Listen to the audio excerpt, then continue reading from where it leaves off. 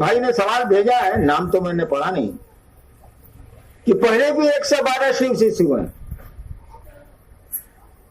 शिव के शिष्य हुए हैं जो कहा जा रहा है। अब सच्चाई क्या है ना हम जानते ना आप जानते। तो उन लोगों ने क्यों नहीं कहा, या उनको महादेव ने क्यों नहीं कहा, या उनको उनके गुरु शिव ने क्यों नहीं कहा कि दूसरे को समझाओ?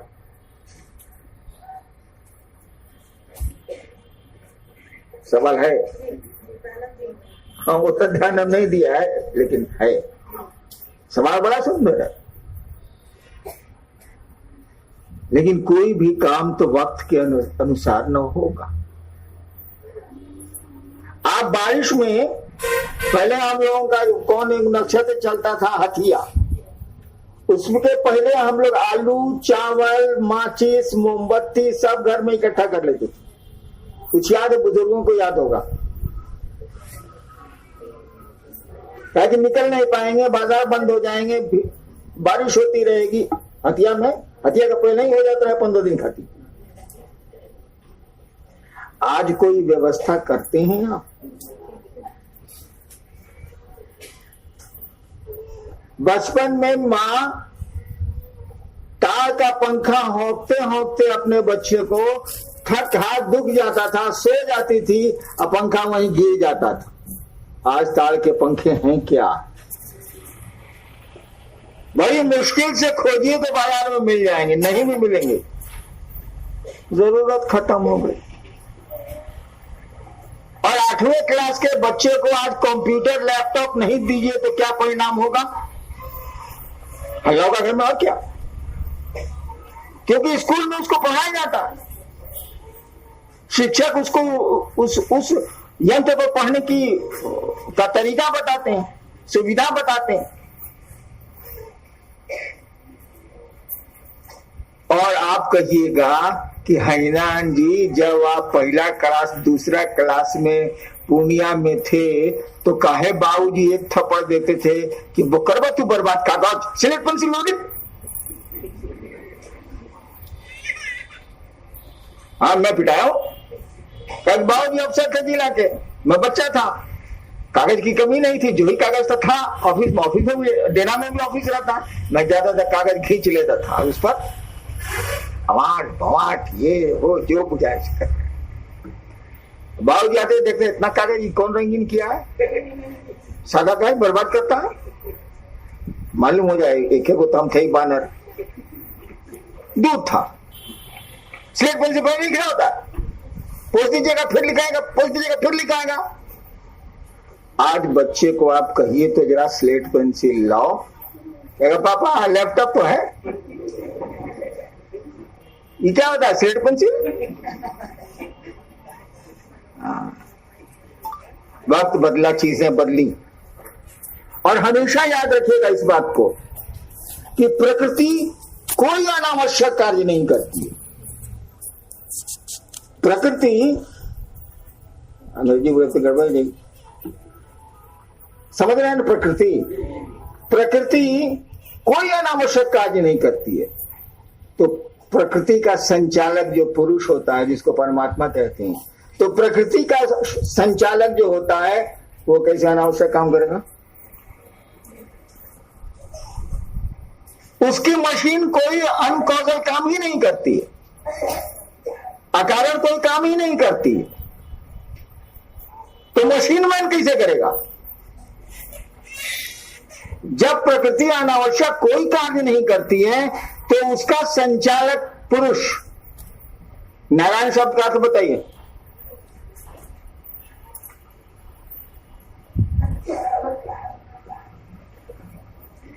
लड़का ही से बना देते रहे मास्टर में देखा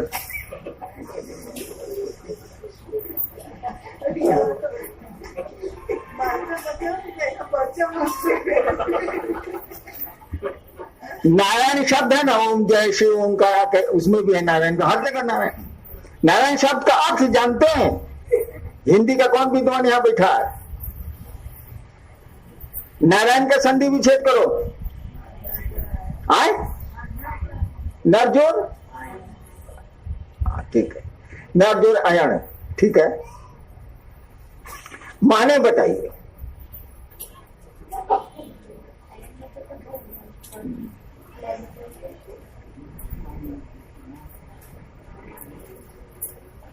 नर कहां बोल रहे हैं, नाग न बोल रहे हैं, नारायण है।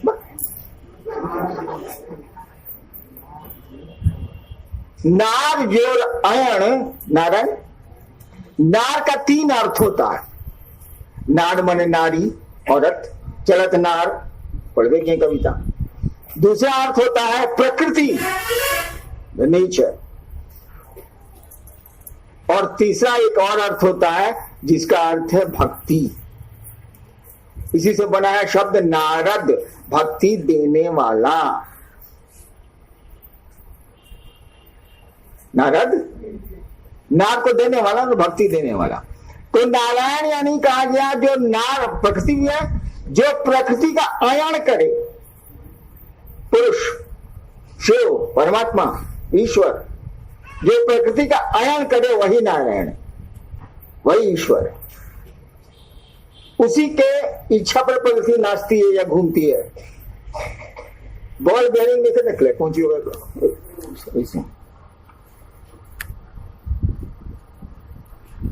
तो जब नार अनावश्यक काम नहीं करती है, यानी प्रकृति अनावश्यक कार्य नहीं करती है, तो नारायण कैसे करेगा? वह शिव भी नारायण है, शिव को ही नारायण कहा जाता है। भारतीय आध्यात्म में शिव को ही ईश्वर, ईश्वर नहीं महेश्वर कह दिया गया। अगर ईश्वर के ऊपर भी कुछ होता हो तब भी शब्द इस्तेमाल किया गया भारतीय आध्यात्म में महेश्वर, शिव को।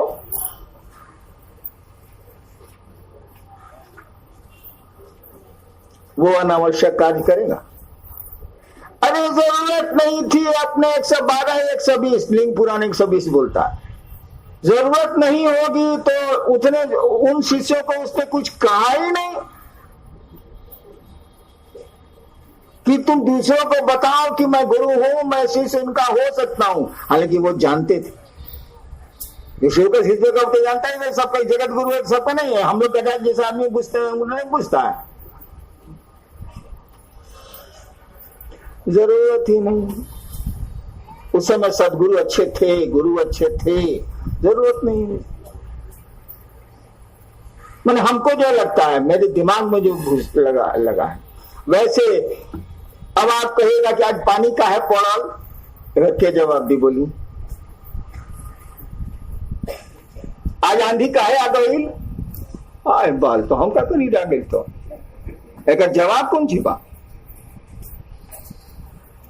नहीं। कुछ चीजों के उत्तर नहीं हो सकते, उत्तर हमको आपको मालूम नहीं, इसीलिए वो नहीं हो सकते। हम ही लोग से पूछ, आदमी से पूछ रहे हैं तो बोलेगा नहीं हमको नहीं मालूम। तो पहले के शिव शिष्यों ने शिव को गुरु मानने की बात क्यों नहीं कही? ये तो बेटा दे लो। इसका तो सीधा उत्तर होगा, ये बात उनसे पूछिए भाई साहब। हमसे पूछते हैं कि आपने क्यों कहा, तो बता दीजिए इसमें गलती कहां है, इसके परिणाम गलत कहां है, प्रमाणित कर दीजिए।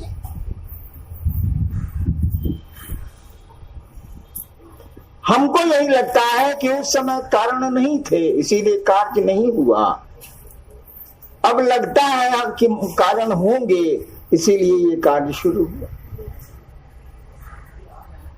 नहीं, अब मंडक सर की बात जो ही बोल रहे थे, सो रहे हैं इसीलिए इनका नाम लिया।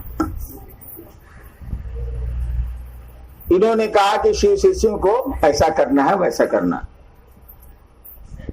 मैं मंडल सर से पूछना चाहता हूं कि 108 बार नमः शिवाय का जप तो शिष्यानुभूति में भी लिखा हुआ है, फिर ये भी लिखा हुआ है कि शिव शिष्य अपने गुरु को, जो आप सुनील या कालम बोलेंगे तो उतरवा पकड़ा जाएगा मेरा। तब बोल हम थोड़ा बोल। तो ये 108 बार के बाद ये आप जो कह रहे हैं कि आप जपा जप से प्रणाम करिए, तो घोर मठा कह कर रहे हैं आप। पहले ही कहते थे दोनों करिए, और हालांकि कहा हुआ, तो फिर दोनों में अंतर क्या हुआ?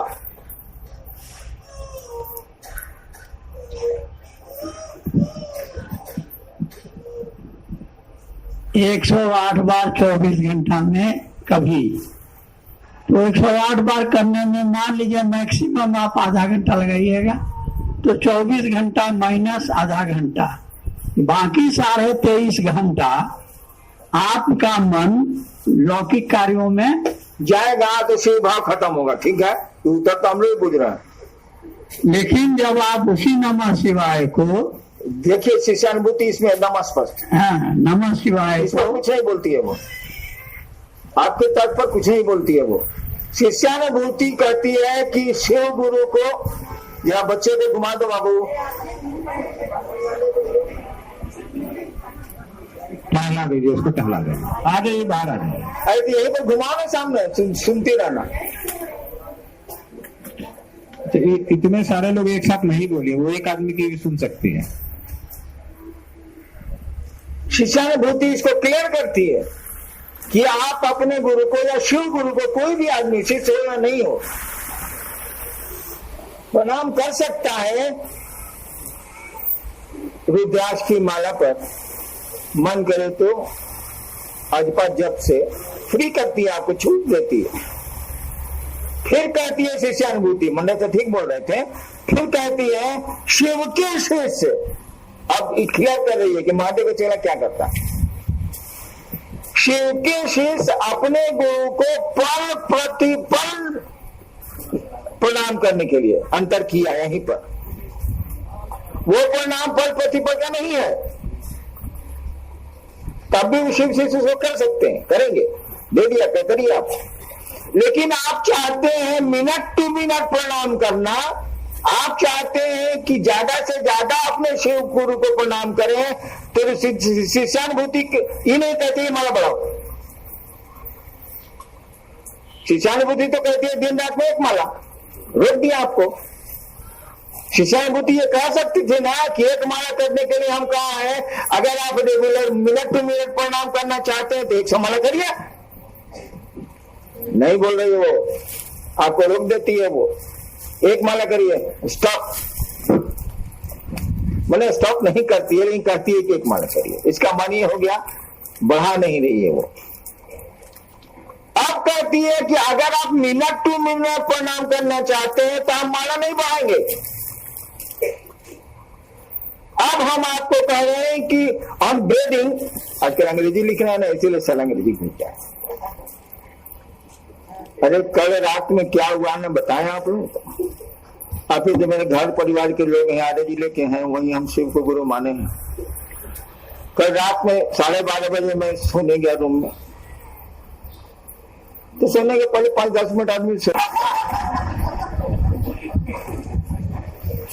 और पहले हिंदी में सोचते थे। हाँ, 2-3 मिनट बाद हमारा लागल यहाँ पर हमारा का हो गई क्या। हम सारा सिवान के आदमी अंग्रेजी में सोचे थे।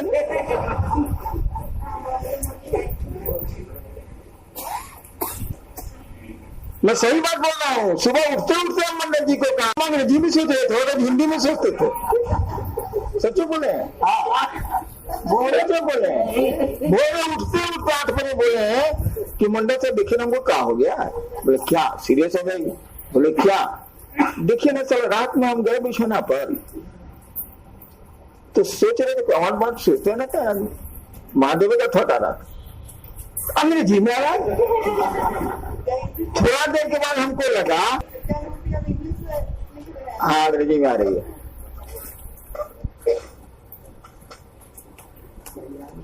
हाँ, तो शिष्यानुभूति देखिए, ध्यान दीजिएगा, मंडल सर इस बात को नहीं क्लियर कर पा रहे हैं, इसीलिए लोग हल्ला करता है। पहले बोलते थे आप माला पर करने के लिए, हालांकि वो सही बोलते थे हम नमः शिवाय सांस पर श्वास पर करने के लिए, लेकिन जोर मार रहे थे आप। तो उस समय आप नए नए थे, एक माला का करिए, थोड़ा अजपा जप भी करिए, नमः शिवाय भी करिए सांस पर श्वास पर। अब आप पुराने हो गए, घाकड़े गए, बड़ा बड़ा सह नहीं होता, तो कैसे उम्मीद करते हैं कि मास्टर आपको कोए पर रोकेगा। शिक्षक आपको कैसे उम्मीद करते हैं कि जो लड़काई में बोला है कॉलेज में ही बोलेगा? वो तो बदलेगा ना भाई। ही वॉन्ट्स प्रोग्रेस, वह चाहता है कि आप आगे बढ़ें। तब मैंने कहा, जोर दिया कि आप टुकड़े टुकड़े में नमः शिवाय करिए। थोड़ी मरमनी शुरू हुई, थोड़ा कानाफूसी शुरू हुआ। जब भी हम बदलते हैं ना थोड़ा होता है, कई बार ऐसा हुआ है। थोड़ी कानाफूसी शुरू हुई, पहले कहते साहब माला करिए, आप कहते हैं टुकड़े टुकड़े में नमः शिवाय करिए। कुछ नहीं है, आपको बार बार प्रणाम करना चाहिए। क्यों करना चाहिए? मंडल सर ने बताया, क्योंकि धरती का आकर्षण आपके मन को दाब देता, शिव भाव को दाब देता। तो इसके लिए शिष्यानुभूति पहले से बोल के रखी है कि माला नहीं बढ़ने के लिए हम बोलेंगे। माला भी बढ़ाई जा सकती है, जरा चुप रहिए। माला भी बढ़ाई जा सकती है। आज तक का सिस्टम था, एक माला नहीं 11 माला। एक हमारे बहुत पुराने गुरु भाई हैं, 108 माला 108 बार रोज करते थे। इधर 15-20 दिन से छोड़े, जब बहुत मैंने गालियां दी। यहाँ जितने लोग बैठे हैं सब करीब करीब उनको जानते हैं। 108 माला 108 बार रोज करते थे वो। शिष्यानुभूति जिसकी अनुमति नहीं देती, तो वो कहती है कि आप माला पर अपने गुरु को प्रणाम कर, शिव गुरु को, परमात्मा गुरु का, शिव गुरु को कोई कर सकता है। दूसरे यूनिवर्सिटी का प्रोफेसर होता है वो प्रणाम नहीं करते, करते नहीं। आप एक माला कर सकते हैं, अलाउ कर रही है। एक माला से ज्यादा न बोल ही नहीं रही है। क्यों नहीं बोल रही, इसके तर्क उसके पास है, वो लिख नहीं रही है। नहीं, क्यों नहीं कर सकते हैं आप? इसको कुछ नहीं बोल रही हो, लेकिन कहती है कि आप 24 घंटे में this is the dose of the medicine you take. हाँ, आपको बीमारी है, डॉक्टर ने कहा कि प्रतिदिन एक गोली। अब वो नहीं, डॉक्टर साहब बोल रहा है कि ज्यादा खाए क्या होगा, कम करेगा तो क्या होगा, पूछिएगा तो बता देगा वो। नहीं बोल नहीं रहा, कितना बोले, कितना बोलेगा वो। तो शिष्यानुभूति भी आपको माला बढ़ाने पर कुछ नहीं बोल रही है, यानी आपको अलाउ नहीं कर रही है। आपको कह रही है कि बार बार पल प्रतिपल प्रणाम करने के निमित्त आप अपना डोज बढ़ा सकते हैं दवा का, लेकिन खाने का जो सिस्टम एक का था वो नहीं रहेगा। एक गोली हम बोला था मध में लपेट के खाइएगा ना, अब बार बार खाइएगा तो मध में नहीं लपेटना। उसका प्रोसेस, उसका मेथड बदल दिया गया। तो टुकड़े टुकड़े में नमः शिवाय, शिव को बारंबार प्रणाम करने का एक तरीका। आप एक बार भी प्रणाम करने की आपको छूट है, करिए 108 बार, करना भी चाहिए आपको। लेकिन आज के इस मॉडर्न एज के आदमी को कहिएगा कि 20 मिनट पूजा करो, लगता नहीं है कि वो कर पाएगा। कर ले तो अच्छा है। दूसरी बात, आपका 2 एस्पेक्ट है, हमारा भी, सबका, यानी 2 तरह की भूमिका हमको आपको निभानी पड़ती है। एक भूमिका अपनी, दूसरी भूमिका परिवार और समाज के लिए। क्या कि मैनेजर शोषण एनिमल, वो सामाजिक प्राणी है। तो प्राणी के रूप में आपका अपना कुछ है और समाज के रूप में भी है, दोनों है। तो डबल रोल आपको करना पड़ता, करना ही पड़ेगा। इसीलिए कि आप पैदा ही होते हैं और समाज की देखरेख में, परिवार की देखरेख में, लोगों की देखरेख में पैदा ही होते हैं। समाज आपको सलाम करता है, समाज आपको गाड़ियां देता है। समाज ने ही शिव को शिव कहा है, शिव ने खुद अपने को शिव नहीं कहा। लोगों ने ही शिव को शिव कहा है, लोगों ने ही शिव के शिष्यों की प्रशंसा की है। जगत ही आपको तगमे देता है, जगत ही आपको तगमों से वंचित भी करता है। दुनिया ही है। तो आपकी 2 भूमिका है। शिष्यानुभूति इस भूमिका को भी क्लियर करती है। हाँ सर, हम शिष्यानुभूति पर बोलने लगे का? शिष्यानुभूति आपकी 2 भूमिका क्लियर करती है, एक पहली और तीसरी। पहला और तीसरा सूत्र दोनों आपको अपने लिए है, इसमें समाज परिवार कुछ भी शामिल नहीं है, आपको छोड़ के कुछ भी शामिल नहीं है। वो आपकी अपनी यात्रा की का पाठे है। पाठे मने अरे लड़का जाता सौ तो माई दुगो रोटी बना के दे देलो अचार कि रास्ता में भूख लगी तो खा लियो। दिस इज कॉल्ड पाठे, रास्ते का भोजन। तो आपकी यात्रा का पाठे है पहला, और वो पाठे आपका पेट भरेगा। और दूसरा जो सूत्र है वो है फॉर जनरल, जो आप ही को करना, क्या आपकी दो भूमिका। दूसरा जब करने लगिएगा तो आपको सतर्क होना होगा। क्या ये तो अपना है, हम अपनी दया मांगते हैं, अपने गुरु को प्रणाम करते हैं, अपना नमः शिवाय करते हैं, ये तो मेरा पर्सनल है। दूसरा आपको सोशल रोल सेटिंग सिखलाता है। रोल सेटिंग कहते हैं जैसे कि आपकी बेटी ने आपको कहा पापा रांची से आए, आप बोले थे आपको फलना कैडबरी लाने के लिए लाए, तब तक वाइफ ने कहा आगे नहीं नाच के अच्छी से, तब तक माई ने कहा काम धाम मत करियो, खाली सिर्फ जैसे करियो।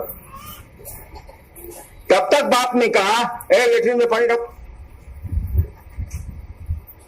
अब बताइए, जिस तरह से बीबी को उत्तर दीजिएगा उस तरह से बेटे को तो नहीं दीजिएगा, जिस तरह से बाप को उत्तर दीजिएगा उस तरह से अपने बेटे को उत्तर नहीं दीजिएगा, अपनी बहन को उत्तर नहीं दीजिएगा, अपनी बेटी को उत्तर नहीं दीजिएगा।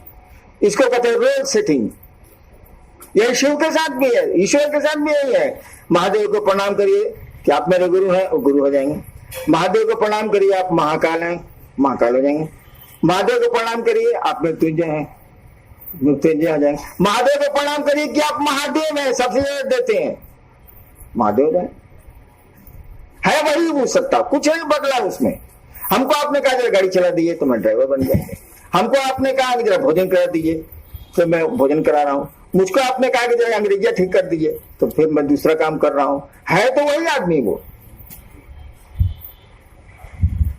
तो आपके गुरु ने दो रोल आपको दिए, क्योंकि दो रोल आप करते ही करते हैं, आपको करना पड़ता ही पड़ता है।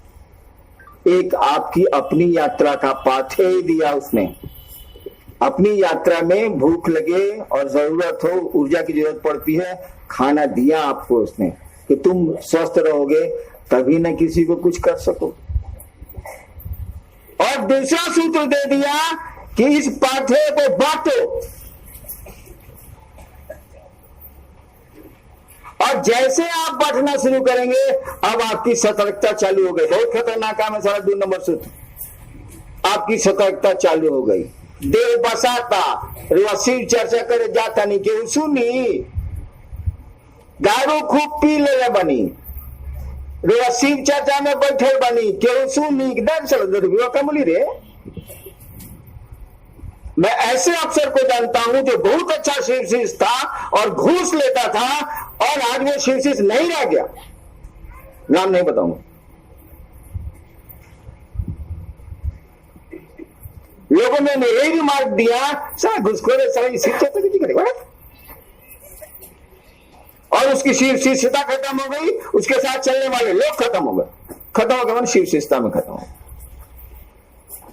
यानी अब आपको तो सतर्क रहना होगा।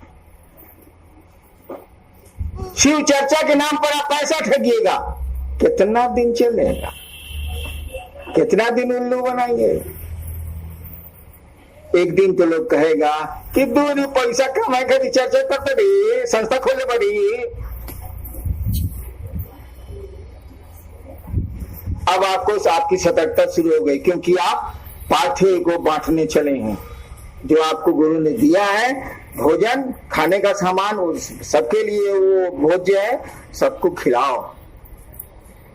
गुरु ने कोई अनुशासन नहीं दिए, शिव ने अपने शिष्यों को कोई अनुशासन नहीं दिया। और मुझको भी लोग 40 साल से कहते रहे हैं कि आप कोड ऑफ कंडक्ट बनाइए।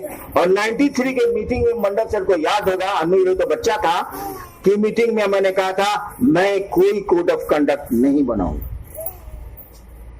प्यार से बड़ा कोई कोड ऑफ कंडक्ट होता ही नहीं।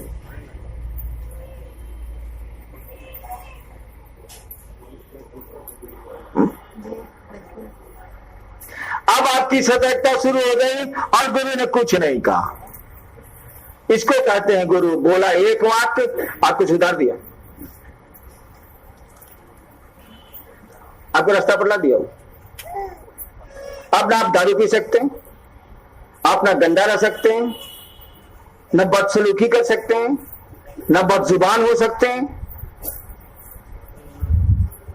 कुछ भी नहीं हो सकते आप, क्योंकि तब ये पाथे बांटिएगा किसको, लिबे नहीं करेगा। क्या कहता है ये अपने को तो भावना काटी रही है।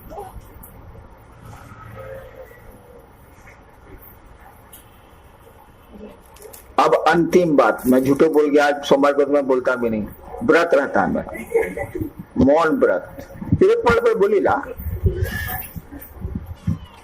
और अंतिम बात, आप और हम शिव के शिष्य हैं, कहते तो जरूर है भी, जितना बन पड़ेगा उतना ही नहीं, उससे ज्यादा कहां से हो जाए। हम और आप शिव के शिष्य हैं, कभी भी अपने को बॉस मत मानिएगा शिव शिष्यता में, नहीं तो धोखा होगा, होगा ही होगा। आप बॉस नहीं है, जब आप एसपी नहीं है अपने को ऐसे समझिएगा, एक दिन क्रिमिनल आपको ठोक देगा, जान जाएगा कि साला ये एसपी नहीं, एसपी का ठोक करे, ठोक देगा आपको। क्या क्या बहुत अत्याचार करते हैं क्रिमिनल पर। अरे झूठा एसपी पकड़ाता है कि नहीं पकड़ाता है ट्रक वसूली में। आप शिव शिष्यता के बॉस नहीं है, न हम न आप। और शिव का कार्य करने वाली समूची संस्था विश्व में जो बनेंगी, जो बनी है, क्योंकि मैं कितने दिन रहूंगा भविष्य तो जानता नहीं मैं। जो संस्थाएं बनी है, जो ट्रस्ट बने हैं और बनेंगे, उनके कर्ता धर्ताओं को भी, भले मैं क्यों नहीं हूं, उनके कर्ता धर्ताओं को भी बॉस नहीं समझना चाहिए, अन्यथा धोखा होगा। क्योंकि आप है ही नहीं, समझिए तो धोखा होगा। शिव काल से जुड़ी हुई सारी चीजों के बॉस शिव है खुद। He is the managing director, he is the CMD. वे ही चलाएंगे इसको, वे ही चलाते हैं, और ये समझना पड़ेगा हमको, आपको।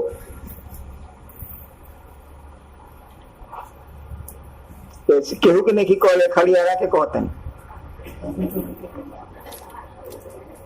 घर के मामला बा, घर में जो बतिया जाला बाहर ननु बतिया जाला।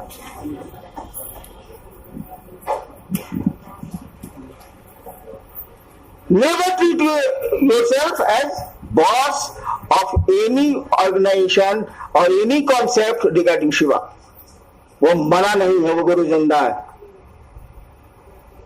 और जब तक वो जिंदा है उससे रिलेटेड सारी चीजों पर उसकी नजर है।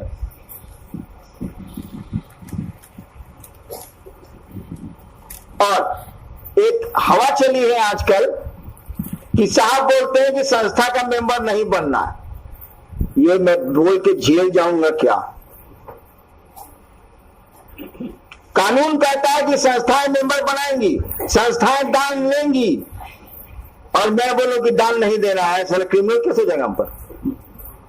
मैं ऐसा कभी नहीं बोलता। मेरे नाम पर आपको बहुत कुछ लोग बोलते होंगे, कृपया हमसे पूछ लिया कीजिए, या यहाँ आते हैं तो मुंह खोल के बोलिए कि सर आपके बारे में या इस बारे में लोग ऐसा कहते हैं, हमको क्या करना चाहिए, मैं बता दूंगा। तो आप तो बोलते हैं गोड़ दुखाता है, अरे मुड़ी दुखाता है, अरे क्या कहीं फलना ही बोलता मार बढ़नी रे।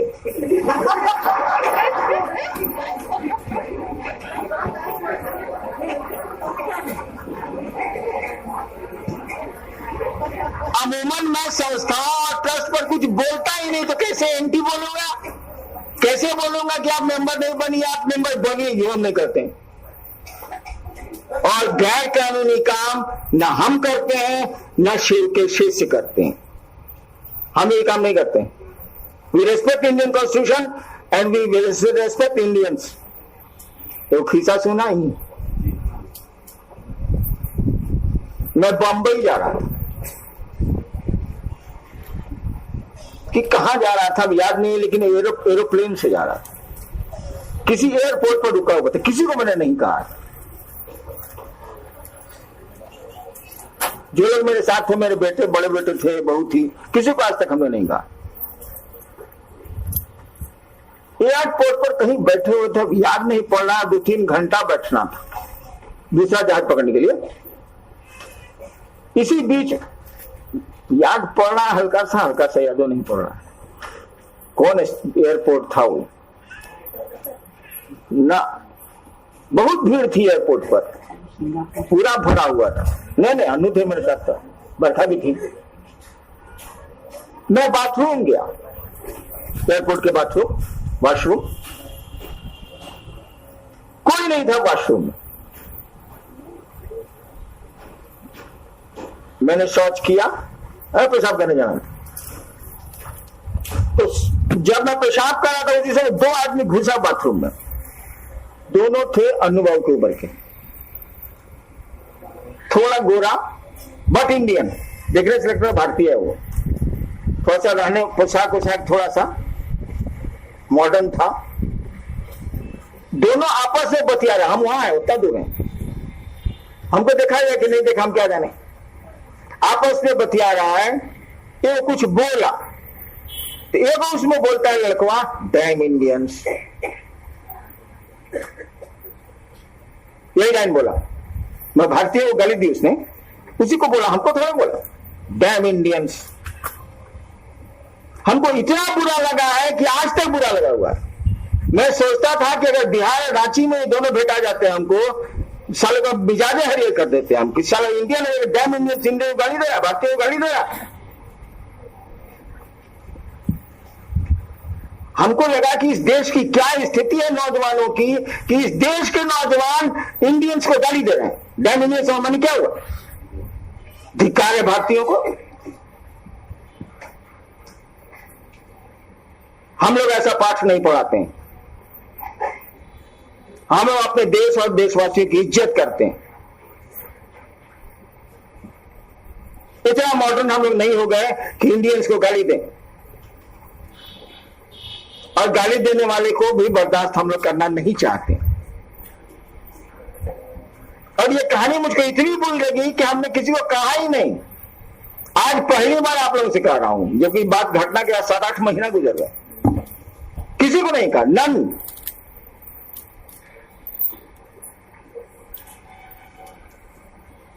तो संस्था और न्यास पर तो मैं कुछ बोलता ही नहीं।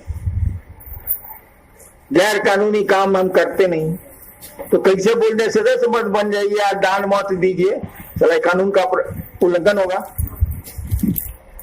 हाँ, ये जरूर कहता हूं कि शिवता शिष्य होने के लिए आपको किसी संस्था, किसी न्यास, किसी ऑर्गेनाइजेशन, किसी की भी शिष्यता की जरूरत नहीं है। जब आपको कुछ खाने के लिए हम मना नहीं करते हैं, कुछ करने के लिए नहीं कहते हैं, केवल 3 सूत्र कहते हैं, तब कैसे कह दें हम आपको कि शिव शिष्य बनने के लिए पहले 500 रुपया था। ये मेरे खून में नहीं है, ये मेरे गुरु ने सिखाया नहीं है, और ना हम चाहेंगे कि आपके खून में भी ये गंदा